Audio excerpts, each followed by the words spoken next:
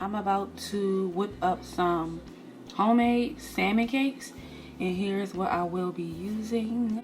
Some smooth honey, just mayo, Parmesan cheese, the pink salmon, extra virgin olive oil, pink salt, organic breadcrumbs, and we have some bell pepper mix. Oh, I forgot to show my sweet onion, and 2 eggs.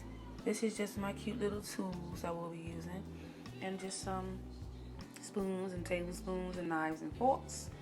And put everything in this big bowl right here, and I'll show you guys what it looks like. All right, guys. So in this clip, I added the 2 eggs, the organic breadcrumbs, and the Parmesan cheese over the salmon. Next, I added the bell pepper mix, and then the sweet onion.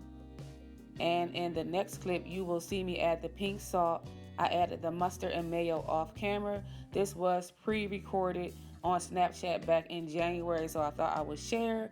So I just wanted to say that. Enjoy the rest of the video, guys. So I just finished mixing all of the ingredients together, and it smells so amazing. I cannot wait to get these on the stove. I will be cooking this in some extra virgin olive oil. I'm gonna get these bad boys in the pan, and I'll come back in and share with you all how they look while they are cooking. See ya in a bit.